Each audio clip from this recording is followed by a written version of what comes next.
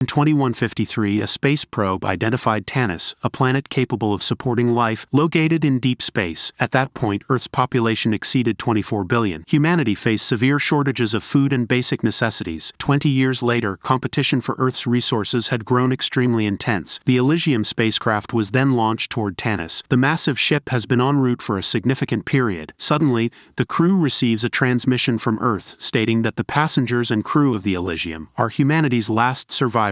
An indeterminate period passes. A man abruptly awakens in a hypersleep pod. He removes his oxygen mask, convulses, and screams loudly, but no one responds to his cries. The inscription on the pod reveals that this man is Corporal Bauer. Finally, he frees himself from the wires and exits the pod. Bauer slowly regains awareness, clears the mucus from his body, and removes the catheters. However, he struggles to recall anything.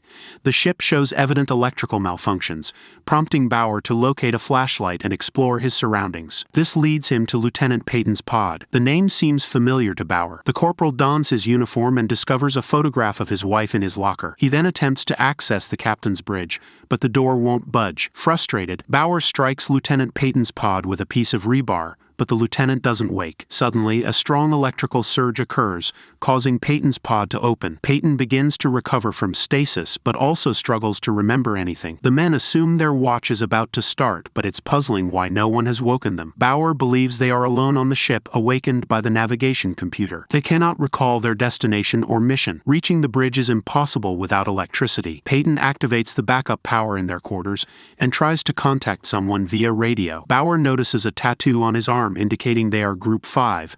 The men are unsure about what happened to Group 4, which should be preparing for anabiosis. It's also unclear where their teammate Lieutenant Cooper has gone. His capsule is empty. Suddenly, sounds echo from the ventilation system. Peyton suggests Bauer climb into the vent to investigate the adjacent compartment. Bauer takes a communications transmitter to stay in contact with Peyton and begins the climb. The tube reveals nothing, but Peyton vows to monitor and guide him. Power surges worsen, signaling that the nuclear reactor is offline, attempting to restart but needing a reboot. There is still no exit from the ventilation shaft. Bauer feels uneasy and struggles to breathe, growing anxious. Peyton reassures him with humor, calming him. The lieutenant remembers that shift changes were scheduled every 2 years. If they belong to the 5th group, only 8 years have passed since the flight began. At that moment, Bauer falls down the shaft and lands at the ventilation hatch on the lower level. The man ignites a lantern and notices the deceased Lieutenant Cooper nearby, who based on his condition had been trapped here for years. Bauer makes a sudden move,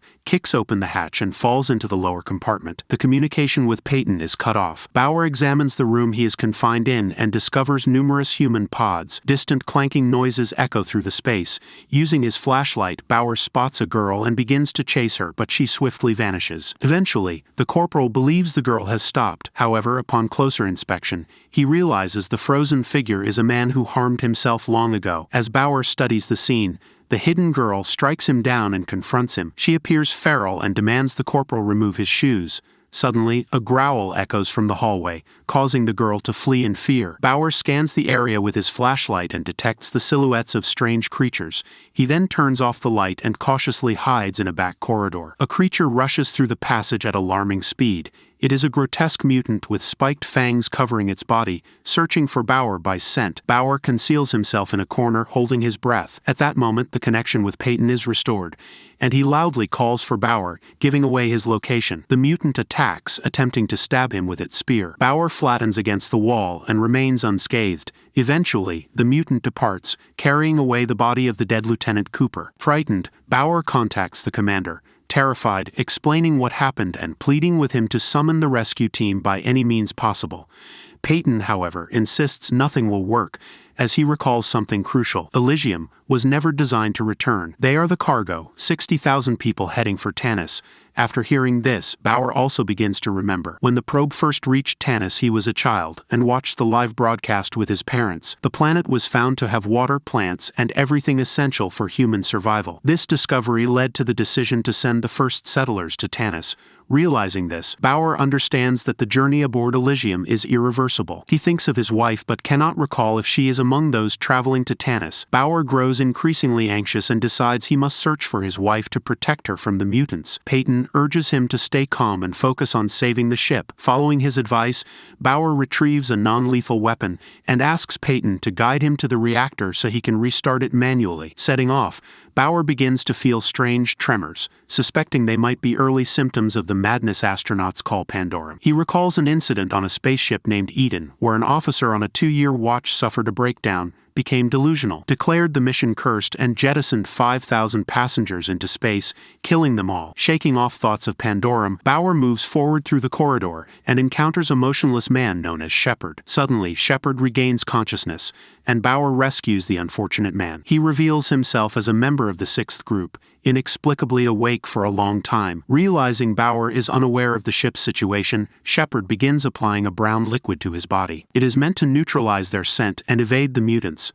Suddenly, the men hear growling, flee, and hide. However, the mutants find Shepard and drag him away. The creatures are intent on killing him. Bauer tries to save him again, but his efforts fail. He then runs to save himself, but soon stumbles and falls from a great height. Bauer survives only by clinging to a rope by a miracle. The communications transmitter falls off the ledge, severing contact with Peyton. As the mutants chase Bauer, a nimble man with a spear arrives just in time to help. Escaping the pursuit, they take refuge behind the gate of a compartment. The rescuer's name is Mon. He speaks a language Bauer does not understand but seems friendly. From his arm tattoo, Bauer deduces that Mon belongs to the agriculture group. Bauer then heads to the food supplies, where the nimble girl he encountered earlier suddenly attacks him. Mon intervenes to defend him. As they fight, Bauer fires his gun into the air. Frightened, the wildlings pause and listen to Bauer, who urges them to stick together and asks them to escort him to the reactor. Mon appears to recognize the way forward. The sound of roaring mutants echoes once more, prompting the three to start moving. The girl's name, Nadia, emerges, and she believes the path to the reactor is too perilous, as no one has ever returned from it. However, Bauer insists they must save the ship and land it at all costs. Nadia earns his trust and reveals that she woke up 6 months ago. Placing her hand on the lock of a door, she waits for something. As the mutants approach, the urgency to escape heightens, yet Nadia urges them to wait. Soon the door opens, and after fending off the mutants, the group escapes into a brightly lit room. They find themselves in the environmental compartment. Nadia has been living there, tending to embryos of animals and plants meant for life on Tanis. She used to work as a geneticist on Earth, where she and her team spent 7 years collecting Earth's biosphere samples for the new planet. While listening to Nadia, Bauer recalls that the journey from Earth to Tanis takes 123 years. Nadia offers him a cricket to eat, and hints that Elysium has likely been traveling for far more than 8 years. Meanwhile, Peyton attempts to force open the door to reach the captain's bridge.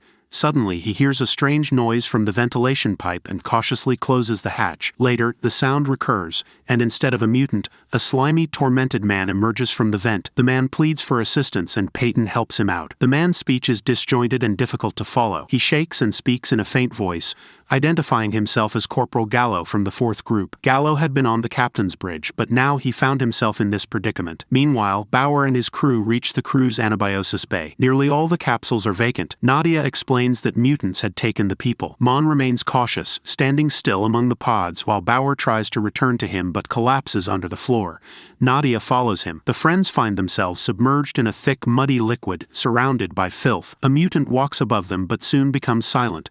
The group continues their journey upward. Bauer carefully shines his flashlight into the shadows and the mutant immediately attacks them. The corporal becomes entangled in the wires and starts experiencing Pandorum symptoms.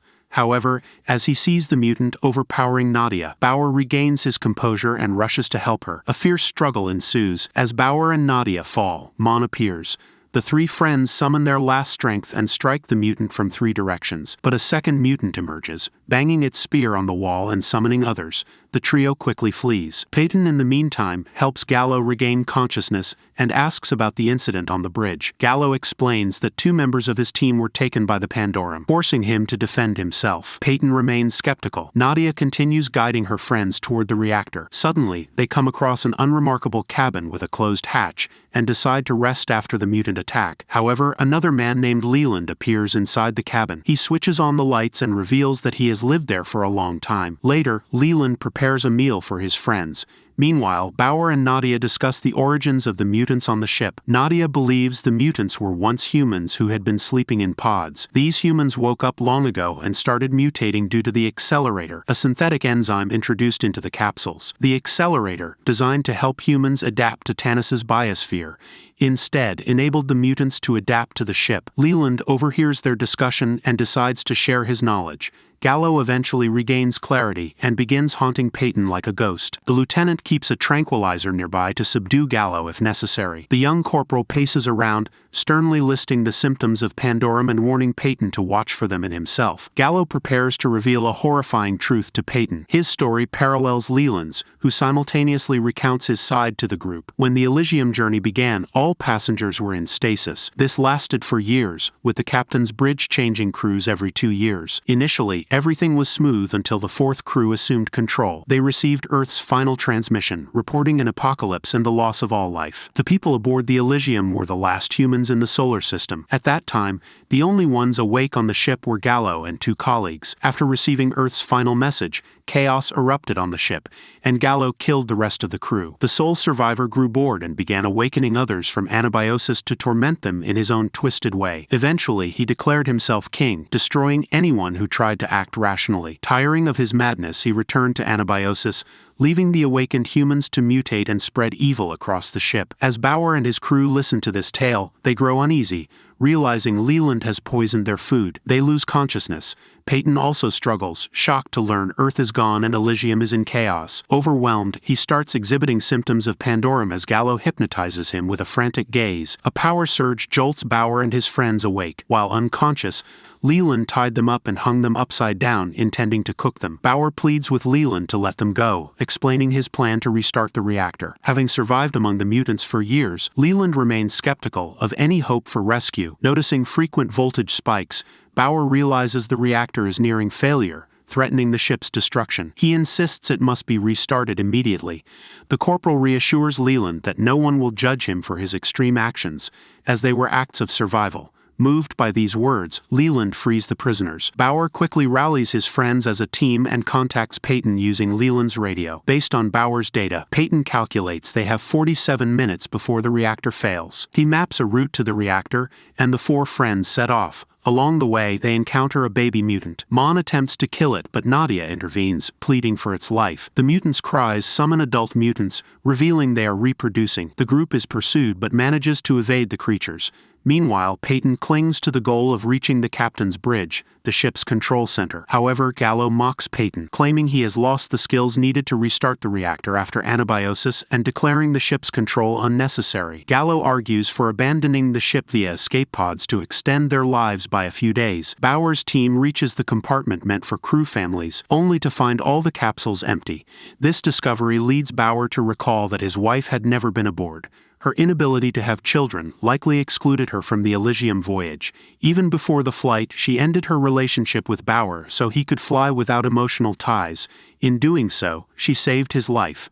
Suddenly, Bauer notices Peyton's wife's capsule, which triggers a significant memory about Peyton. The group proceeds to the reactor. The deranged Gallo warns Peyton that the reactor cannot withstand a reboot, but the commander silences him, insisting they wait for Bauer to fix it. Meanwhile, Bauer carefully approaches the reactor via a fragile bridge. The structure creaks and disturbs a mutant in the pit surrounding the reactor, where hundreds of mutants nest.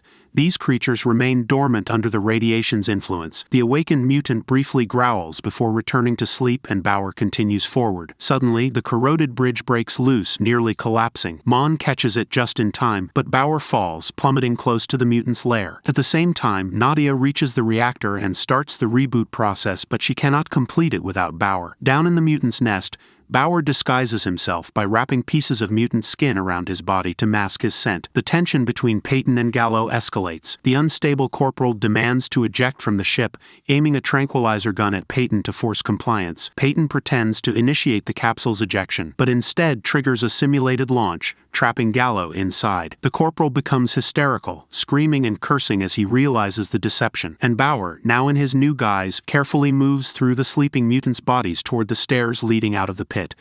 Above, Leland accidentally drops his flashlight into the hole, waking the mutants, who growl and search for the noise's source. Bauer easily reaches the top, while Mon drops the broken bridge into the pit. The awakened mutants spot Mon and charge at him. He hurls his spear into the horde and flees through the corridors. The reactor is moments from shutting down, but Bauer successfully restarts it. Chaos erupts among the remaining mutants in the nest. Observing the mayhem, Leland runs toward the captain's bridge. Meanwhile, Peyton prepares to enter the control center as Gallo, still in the capsule, cryptically addresses him. Gallo calls Peyton a corporal and accuses him of past transgressions. Bauer and Nadia wait for the mutants to settle down before escaping the reactor. Elsewhere, Mon encounters the head mutant in a corridor and engages in a brutal fight. Despite the creature's strength, Mon kills it with its own pike. Shortly after, he notices a baby mutant. The young creature appears harmless but swiftly slashes Mon's throat. Gallo exits the capsule, approaching Peyton with a tranquilizer gun. Peyton experiences disorienting double vision. A fight ensues between the two men. Gallo immobilizes Peyton, and their bodies unexpectedly begin to merge. After a tranquilizer dose, Gallo vanishes entirely, leaving Peyton feeling an overwhelming sense of relief. Leland rushes to the captain's bridge, eager to share his experiences, but Peyton swiftly eliminates him. Meanwhile, Nadia and Bauer also arrive at the control room. By this time, Bauer has already discerned that Peyton is not who he claims to be. The imposter sits in the captain's chair and reveals his true identity as Corporal Gallo. Gallo admits that he received Earth's final signal,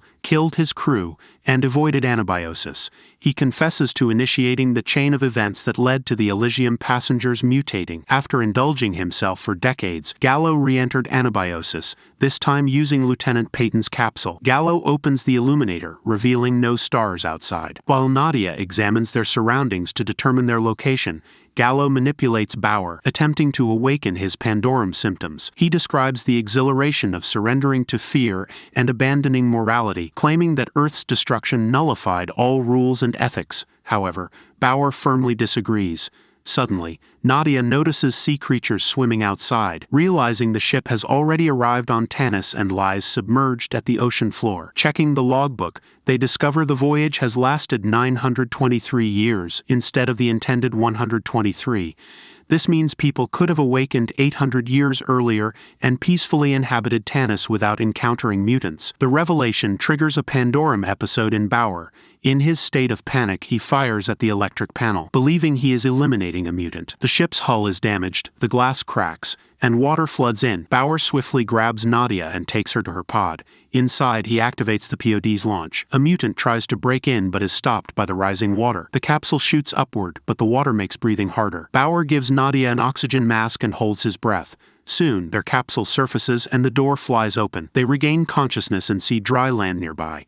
At that moment, over 1,000 intact capsules with survivors emerge from the water. The ejections occurred automatically due to the ship's hull damage. Only Gallo and the mutants remain aboard the sunken Elysium. This marked the first day of life on Tanis.